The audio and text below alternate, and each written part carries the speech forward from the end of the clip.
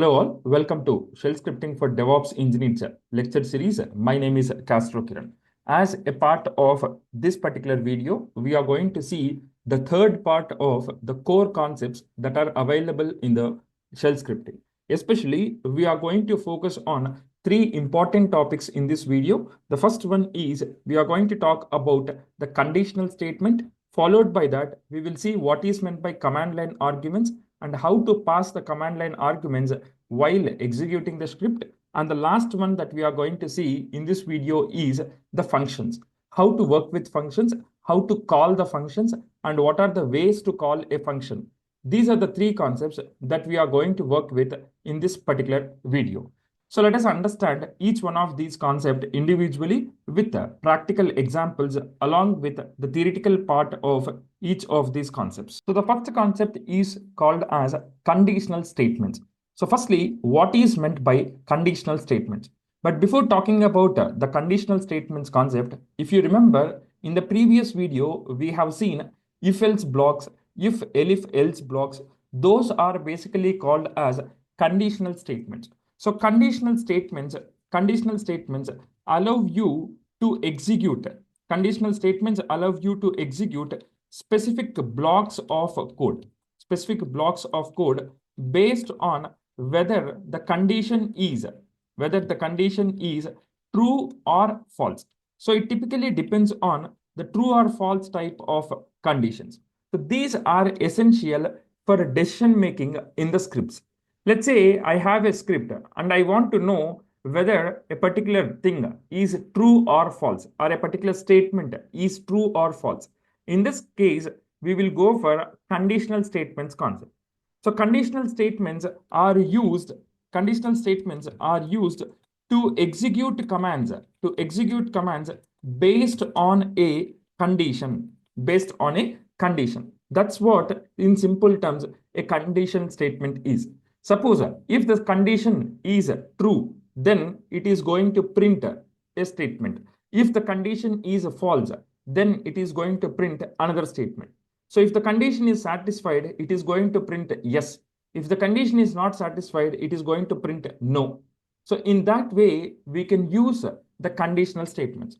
Now, in order to implement the conditional statements, we will use three kinds of things. The first one is called as if, and the second one is called as elif, and the next one is called as else.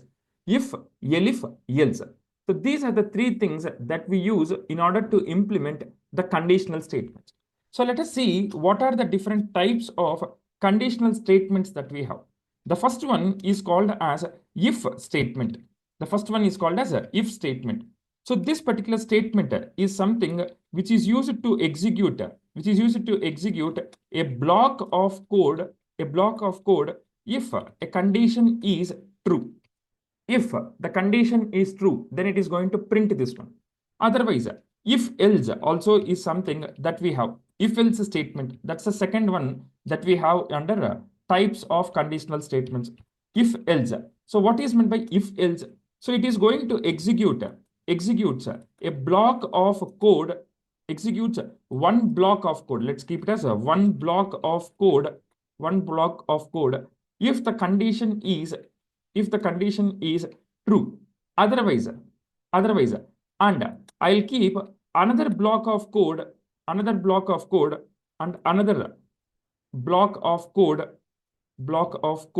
if it is false.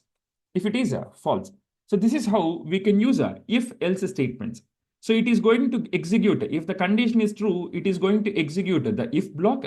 If the condition is not satisfying, then it is going to print the else block. And we have one more type which is called as if elif else statement.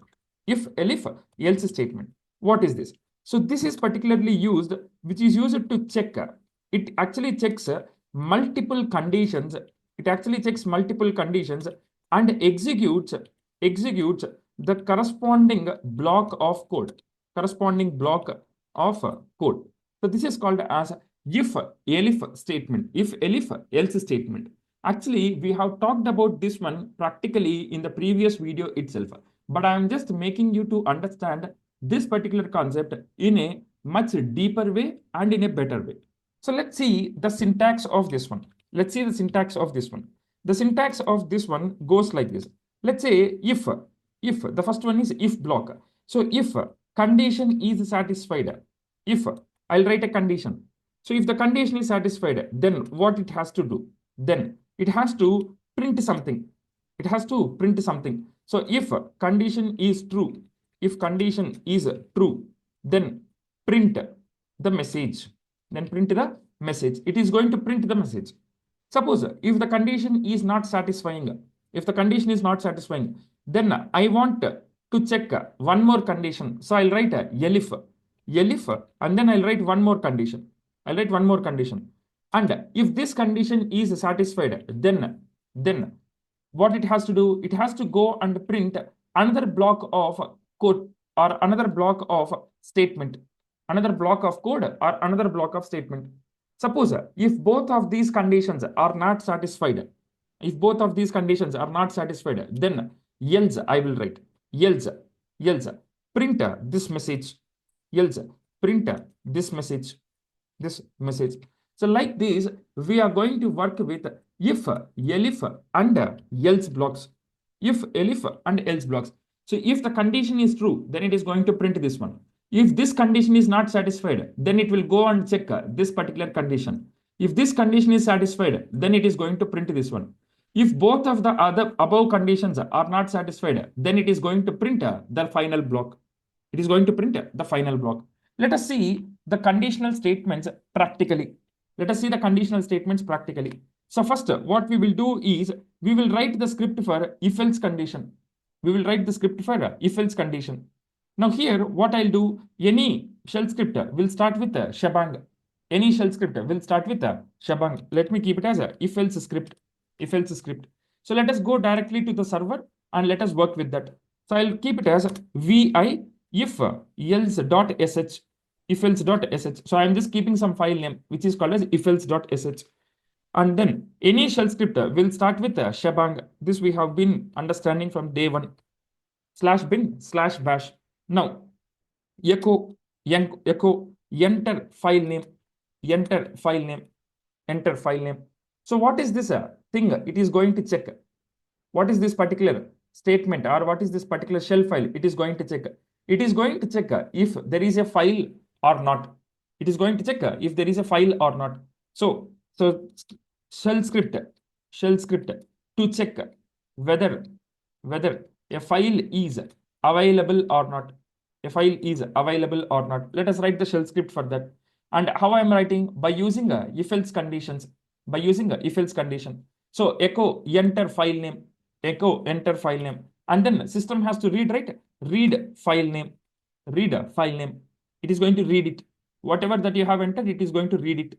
And then if, I'm writing if block here. If there is a file -e, if -e, and then there is a file name, $file name.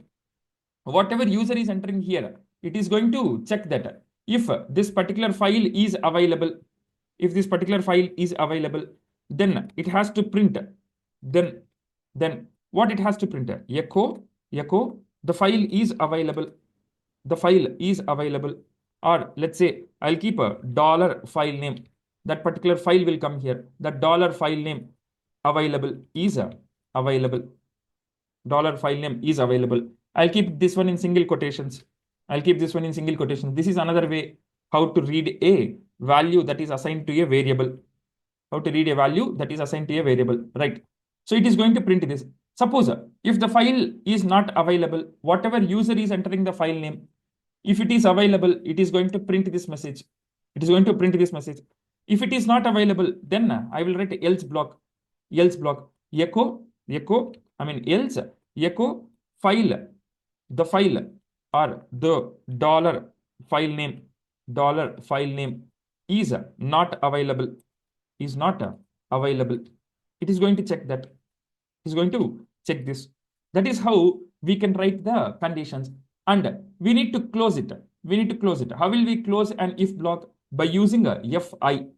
Fi is used to close the block. Fi is used to close the block. Press escape : WQ. Now, what is the thing that we have written? What is the thing that we have written? So first, user will enter the file name, and then system will read that file name, and then it is going to check the conditions. If a file name, whatever the user is entering, if it is available, then it is going to print this message. If the particular file is not available, then it is going to print this particular message. Let us see how to work with this one.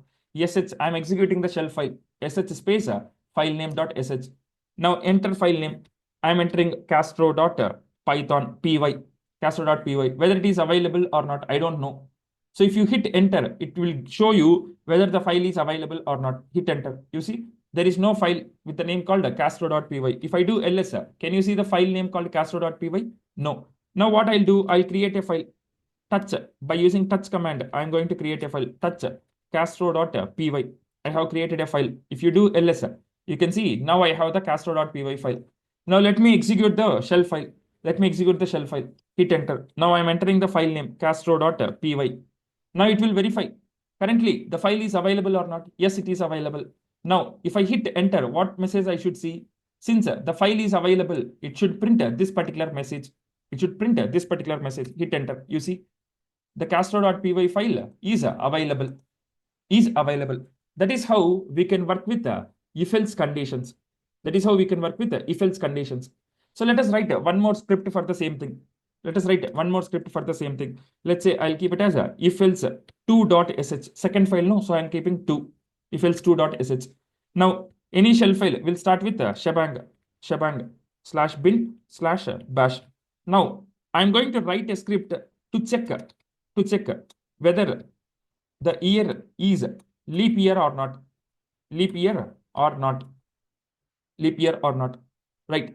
So firstly, what user has to do? User has to enter the year. So enter a year. So user will enter the year. User will enter an year. Now system has to read that, read year. And then if the user, whatever here he has entered, if the condition is satisfied, then it should print year is leap year. Year is a leap year.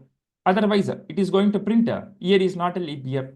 Year is not a leap year. Right. Let us write that. Let us write the condition for that. So year percentage, that is divided percentage 4 equals to 0 and year percentage 100 not equals to 0, so not equals to symbol is this, not equals to 0. Then what it has to do? Give pipeline symbol here. I'm just giving pipeline symbol. You understand the code here. That is very important to know. So 400 equals to 0. I'll just close it. Then what it has to do? Echo whatever user has entered the year. Echo $year. User has entered an year, right? So it is going to print echo $year is a leap year. It is going to print this. Otherwise, if the condition is not satisfied, then else echo $year is not a leap year. And then close the block. How will you close the block? Fi is used to close the block.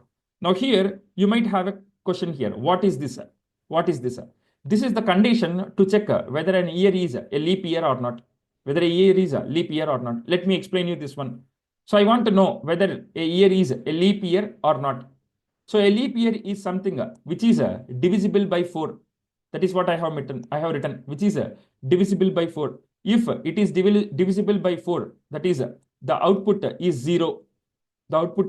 And if it is not divisible by 100 and not divisible by 100, that is why I have given 100 not equals to 0. So if it is divisible by 4 and not divisible by 4, then it is going to print it's a leap year. Now what is this? It is another condition. Suppose if it is divisible by 400 directly, then it is going to print this. So this is the condition to check whether it is a leap year or not. This is the condition to check whether it is a leap year or not. That's it. That's a condition only. Okay, don't think it's a code. It's just a condition that I am checking. It's just a condition that I am checking. Right. Now let me execute the code. Let me execute the file. So escape colon W Q sh if else 2.sh. Now it will enter the user. I want to know whether year 2025 is a leap year or not. Hit enter. Hit enter. Now you see it is showing me there is some command line argument mistake. Command line argument mistake. So let us verify what is the problem here. Cat if else 2.sh. If else 2.sh. Now you see it is in line 5. Line 5. 1, 2, 3. I mean from 1, 2, 3, 4, 5. It is showing this. It is showing the error is available in this line. The error is available in this line. So if this is showing in this way, syntax error near unexpected token then. Syntax error near unexpected token then. So there is a problem in the then statement here. There is a problem in the then statement. So let us verify this one. What exactly is the mistake here? Let us understand that one also. So the error is with respect to this one, closing the blocks. Closing the blocks. That is what it is telling here. So let us do that. So vi if else 2.sh. If else 2.sh. So here, what is the mistake that I have made is, so here I haven't closed it properly and I haven't opened it properly. You see, this block I have opened, but I have not closed here. I have not closed here. So let me close this block. Let me close this block. Right, I have closed it. Now here, this is not important. So here I'll just remove this one and I will remove the block at the end also. Right, I have removed. That's it. Now it is good. So press escape colon WQ. sh if else file 2.sh. Right, now you see it is asking me to enter an year. Let me enter 2025, whether it is a leap year or not. Hit enter. You see it is showing 2025 is not a leap year. Let me execute one more time. Let me execute one more time. If it is a leap year, it is going to print it. Let's say I want to know whether year 2100 is a leap year or not. You see it is not a leap year. So like this, we can write the if-else blocks. Like this, we can write if-else blocks. If-else blocks. Right. So now what we will do is, let us write one more block with the if, elif, else blocks. With the if, elif, else blocks. So let us do that. So vi, if else 3.sh. I'm creating the third file. So I'm writing. So now what I'll do is, I want to know whether the day of a week is Saturday, Sunday, Monday, Tuesday. I want to know that. I want user to enter a number, and based on the number the user is entering, I want to tell to the user today is Saturday, today is Sunday. Like this it has to enter, or today is Saturday, Sunday, Monday, like that it has to enter. Let us see how to work with that one. But here what I'll do, I'll write with respect to if, elif, else statements. If, elif, else statements, right? So let me start my script with Shabang. Shabang. Is it mandatory to write Shabang? It is not mandatory, but it is recommended. It is recommended. Right. Now I want user to enter a number. Enter a number. So usually we have 7 days in a week. So I want user to enter a number between 1 to 7 only. 1 to 7 only. So enter a number for the day of a week. For the day of a week. For the day of a week, right? So user will enter a number. So it has to read day, number, anything you can give. Now it has to check the conditions. So if dollar day, if dollar day is equals to 1, if dollar day is equals to 1, then what it has to do? Then it has to print echo Sunday. If user enters 1 as the number, then it will print a Sunday. It will print a Sunday.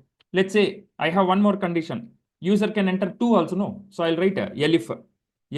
So elif dollar day equals to, elif dollar day equals to, let me keep it in double quotes here also.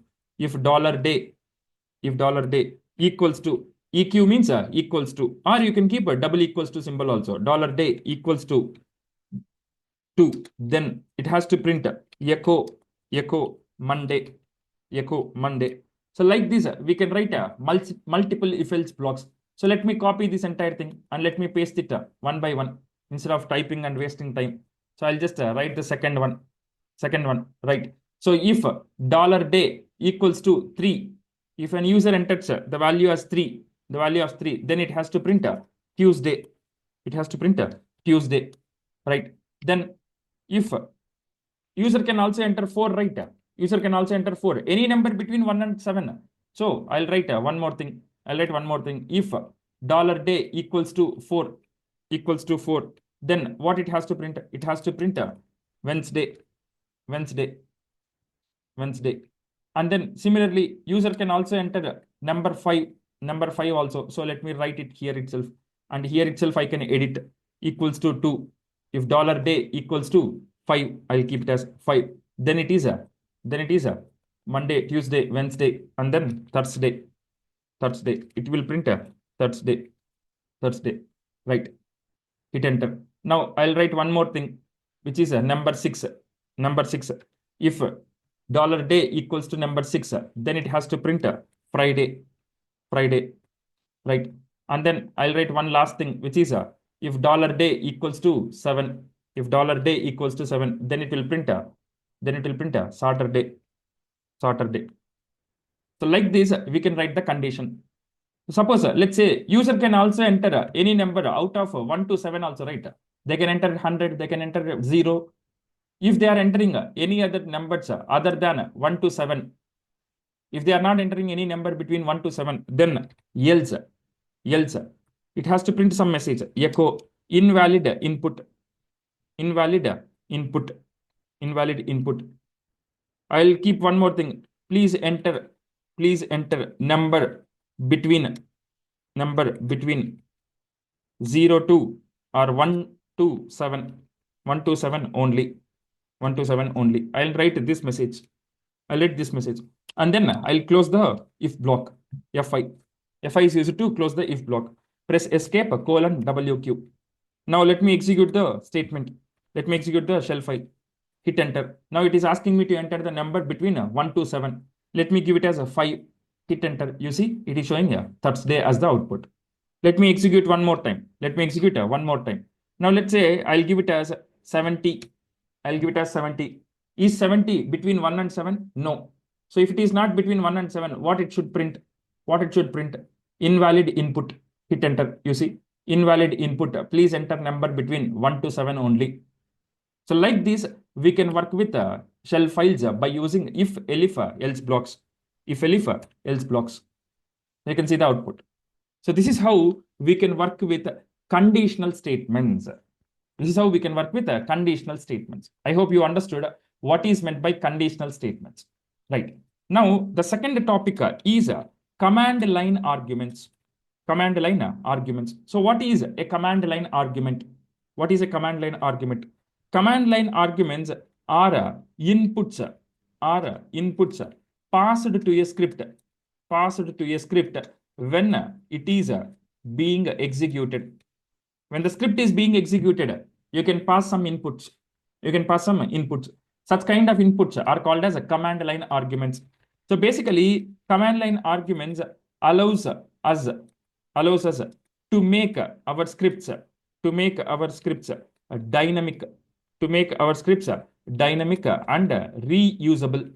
Dynamic means I can change at any given point of time. So why? Because I'm passing the arguments when I'm executing the shell script, not inside the shell script. When I'm executing the shell script, I'm passing the arguments. So that's why these are called as command line arguments. So these arguments are command line arguments. You can keep it as command line arguments can be accessed using special variables. Let us see what are those special variables. So how to use command line arguments? Command line arguments. So we have different methods. Right? So first one, let us see one by one. Suppose if someone gives $0, understand this one. This is very important to know. So $0 represents the name of the script. If you give $0 while executing the script, it will print the name of the script or name of the shell file. Okay, name of the shell file. It is basically used to show the path used to invoke the script. It shows the path used to invoke the scripts. So if you want to execute it, how will you execute? Echo $0, echo $0. So what it is going to do, it is going to print the script name, the shell file name. It is going to print the shell file name. That's the first one.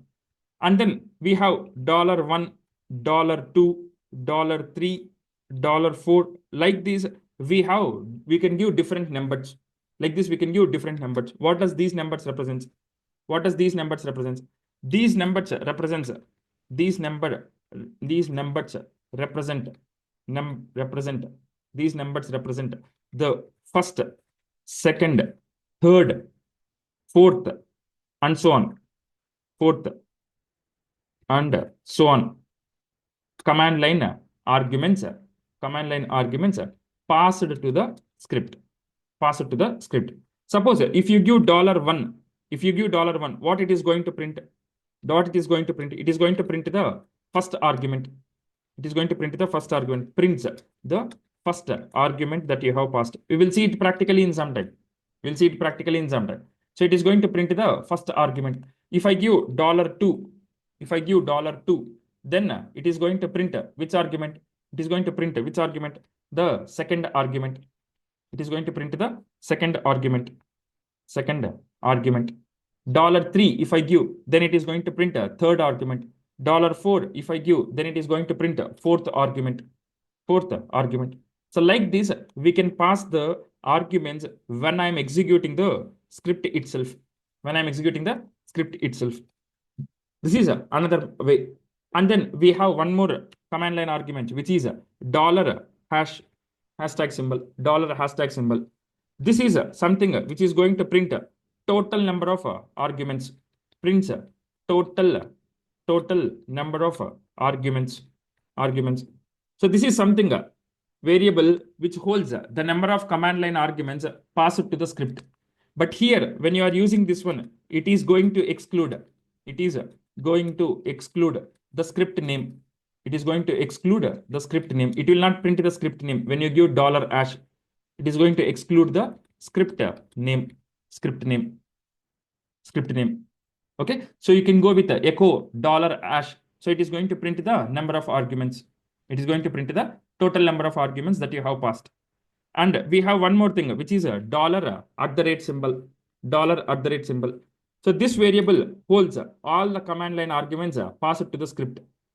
This variable holds all the command line arguments passed to the script. Treating each argument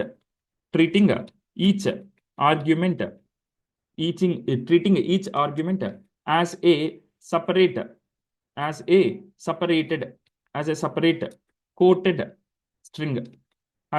quoted string. Suppose, let's say, I'll give an argument, something like a $. Then what it will do? It will print all the arguments that is listed. It is going to print all the arguments that is listed. And the last one is $$. This is another argument. So here, what it will do, it is something similar to $@ only.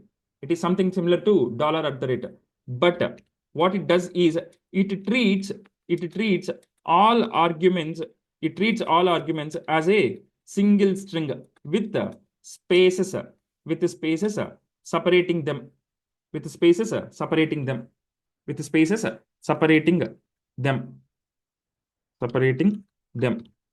So that is the problem. That is the thing with respect to $* or $* symbol. So it is going to print all arguments as a single string. In a single line, it is going to print. If you want to know the major differences between $@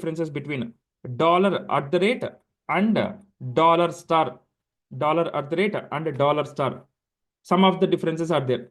$@ treats each argument. It is going to treat each argument as a separate entity. It is going to treat each argument as a separate entity, and it is going to keeping them distinct, even if there are spaces in the arguments, But what does dollar star will do? Dollar star treats all arguments. Dollar star treats all arguments as a single string.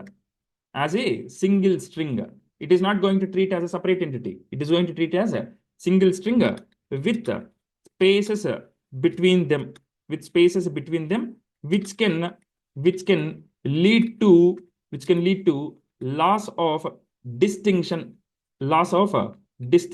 if arguments contain spaces. That's a problem with dollar star. Arguments contain spaces. So this is the simple difference between a dollar at the rate and a dollar star. Let us see practically how we can work with a dollar star, $1, dollar at the rate, dollar hashtag, all these things. Dollar hashtag, all these things. So these are basically called as a command line arguments. Let us write a shell script for that. Let me clear the screen. vicla.sh, command line arguments.sh, right? So I'll just write the shebang. I'll just write a shebang /bin/bash, right? I have written that. Now echo, it is going to print. First, I want to print the script name. So echo script name. If I want to print the script name, which command line argument I need to use? Which command line argument I want to use? $0. So it is because it is going to print the script name. If you want the script name, then $0. Close it. Now let's say I want to print the first argument. So how? In order to print the first argument, what is the command line argument? $1. I want to print the second argument, $2. I want to print the third argument, $3. Like that we can give $1. I want to print the second argument also. Echo second argument. Second argument, if you want to print $2. Third argument you want to print $3. You see, here I'm just writing the code. I'm not passing the arguments. When I'll pass the arguments, while executing the script, I'll pass the arguments. Then, based on the arguments that I'm passing, it is going to print all the required things. Let's say I'll give echo third argument. I want to print the third argument also. Echo third argument. Then I'll give $3. Close it. Close it. Now I want to print all arguments. Echo all arguments. I want to print all arguments. So how it is going to do that? $@ symbol. If you want to print all arguments, then $@ symbol. I want to print the number of arguments. I want to print the number of arguments. Then I'll give $#. First, let's see all arguments as this is the syntax. $@ colon $@ close it. That's done. I want to print the number of arguments. Echo number of arguments. How many arguments I have passed while executing the script? I want to print that. Then we'll use a $# symbol. Right? $# symbol. Now $*, what it is going to do? It is going to treat all arguments as a single string with spaces between them. Let us see that also. Echo all arguments. Echo all arguments as a slash symbol and then $*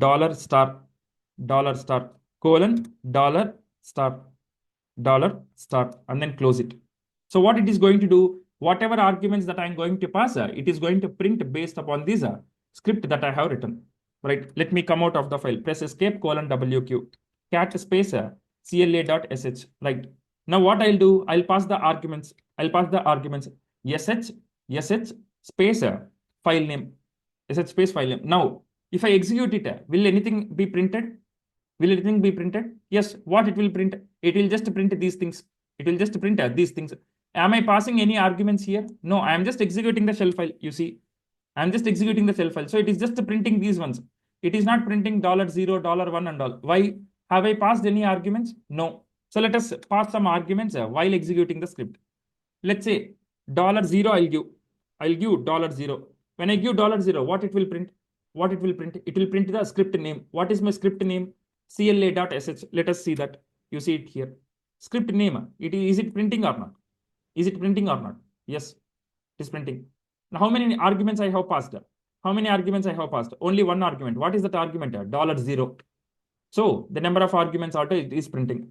Why bash is being shown here? Why bash is being shown here?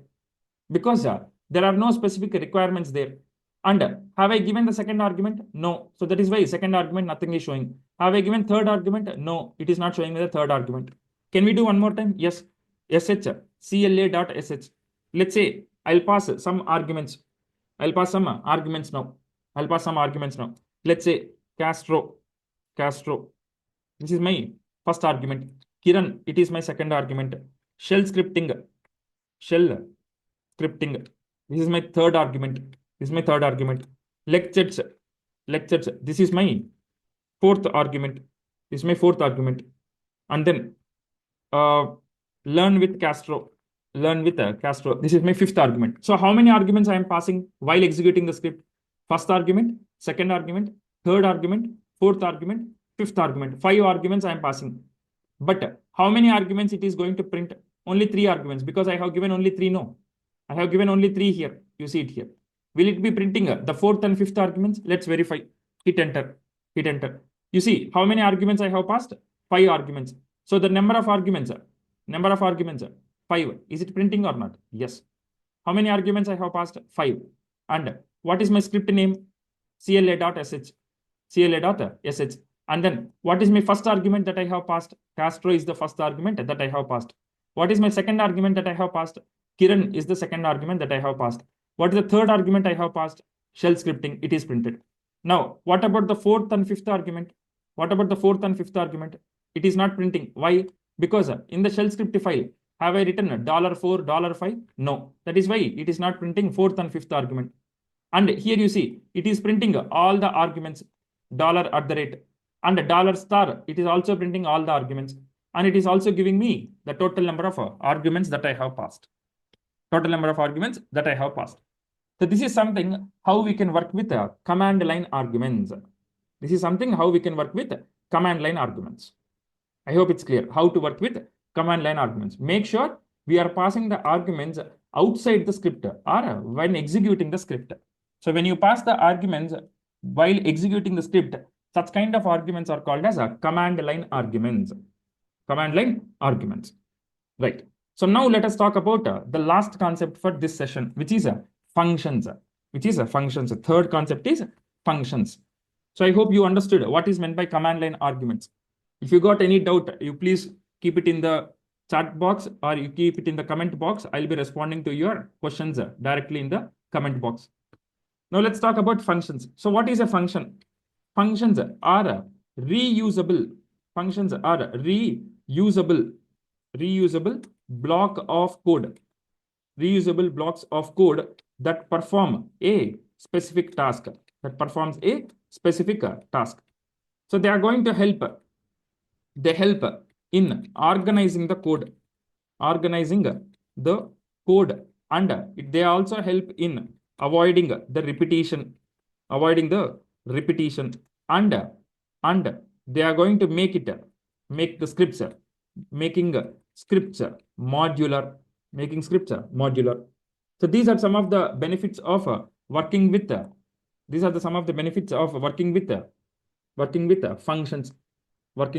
functions. So let me keep it here. Repetition. Right. Now, let's say I want to know the syntax of a function. Function underscore name. Functions will always go with brackets. And then they'll start with curly braces. And then whatever code you want to execute, write that code. write that code to execute, and then close it, and then close it. And then what you have to do is you have to call the function also. You have to call the function also. So how will you call a function? Calling a function. How will you call a function? Function underscore name. Whatever that you have given it here, the same thing if you give it here, then it is something like calling a function. Calling a function. Let us see practically how we can call a function. How we can call a function. Let us write one example here. Let us write one example here. Let me clear the screen. vi function f1.sh, function1.sh. Hit enter. Now shebang /bin/bash /bin/bash. Right. Now what I'll do is I'll write a script. I'll write a script to greet a user, to greet as user. So first one, what I'll do, I'll define a function. Define function. So how will you define a function? Greet. I want to welcome. So greet. And then open it. And then echo. I'll give it as hello. $1. I'll give $1. $1 means first command argument. Echo $1. Welcome to shell scripting classes. Welcome to shell scripting lecture 4. I'll keep something like this. Lecture 4. Welcome to shell scripting lecture 4. I have passed the function and then close it. Close the function. Now you need to call the function. Calling the function. So how will you call a function? Let's say greet. I have written greet here, right? That's a function. So greet. I'll give my name. Greet Kastro. Now what it will do? When I'm executing this script, it is going to print hello Kastro, welcome to shell scripting. Hello Kastro, welcome to shell scripting. Let us see that. sh f1.sh. You see it here. It is calling a function that we have defined. sh f1.sh. Now I'll write Kiran here. You see it here. Is it taking the argument? No. Is it taking the command line argument? No. Why? Because inside the script itself, I have already written the calling the function. I have already mentioned how to call a function. So if you keep it here while executing the script, that's a command line argument. That's not a function. That's a command line argument. That's not a function. Okay, that's not a function. So like this, we can work with the command line arguments. Okay, let us take one last example with respect to command line arguments. Now, let's say I want to work with some calculator, addition, subtraction, multiplication, division I want to do. Let us write shell file for that. vi f2.sh, and then I'll go with shebang /bin/bash. Now first what I'll do, I'll define a function. I'll define it. Now I want to add it. So add, that's my first function, add. And what I want to add, echo sum, and then echo sum, and then $1 plus $2. $1 means it is going to take the first command line argument and $2, and then close it. That's done. Now close the function. Function is done. This is for addition function. Let us write the same thing for subtraction also. Subtract. Open it and then open the function and then echo difference. And then here what I'll do, I'll write a dollar. Let me give this way. Dollar, and then open the braces, and then $1 minus $2. $1 minus $2, and then close it. And then close the inverted quotations also. Similarly, here also I have to do for sum also. Some dollar I should have given. I forgot. So $1 plus $2. Right. This is for subtraction. Let us write for multiplication also. Make sure to close the function. This is the second function. And the third function is multiply. Multiply, and then open the function write it, right? Multiplication or product, product, what it has to do, it has to multiply. So dollar, open the braces, and then $1, multiplication symbol, that is asterisk symbol, and then $2, close it, and then close the double quotes also, close the function also, that's it. It is done. It is done. Now, how will you call a function? Let us write that. Calling functions. I want to call the functions, no. So I'll give it as add. I have given add, right? First function name is add. So I'm giving add. Make sure to do the same thing. Add 10, 5. 10, 5. Why I'm giving 10 and 5? Because I have given only 2 arguments here. 2 arguments. If I have given a $1 plus $2 plus $3, then you can give the third argument also. But currently I'm giving only 2 arguments. And next, what is the second function name? Subtract. So give the same name. Names must be same. Okay, subtract. Let's say I want to multiply 10 and 10. I want to multiply 10 and 10. And then multiply. That's my third function. Multiply. Let's say I want to multiply 20 and 17. That's it. Now press escape, :WQ. Now I will execute the shell file. Now what it will do? Before executing, let us see the content inside the shell file, f2.sh. Right. Now what it is going to do? It is going to call all these functions and it is going to give us the required output. sh f2.sh. Hit enter. You see, sum is 15. Difference 10 minus 10 is 0. And then 20 times 17, it is giving the output. So this is how we can work with functions. Okay, this is how we can work with functions. So let us see what are all the things that we have discussed in the core concepts of shell scripting. Summary of topics. So first, what is the topic that we have talked? Conditional statements. That is the first thing that we have talked. Conditional statements. Why we have used the conditional statements? If the thing is true, it will print some message. If the condition is false, it will print something else. So we have seen a number checker. If a number is positive, it will print a message. If a number is negative, it will print another message. If a number is 0, it will print some other message. That's called as conditional statements. And the next one is command line arguments. This is what we have seen. So this was used to greet user using a command line argument. So I'll pass the argument, and then whatever arguments that I have passed, then based on the arguments, it is going to print the message. Greet the user using a command line argument. And then we have talked about functions. What is a function? Functions are used to do some calculations. Is it only that thing? No, we can also work with functions in many ways. One way of working is greeting the user. The second way of working is working with numbers or mathematics, addition, calculation, all those things. So like this, we can work with conditional statements, command line arguments, and functions. At the end of this, I'm also providing you the assignment questions based on the concepts that we have discussed in this video. So please check this document. Once it is available in the GitHub repository, you will find the assignment questions. So please try to solve the assignment questions.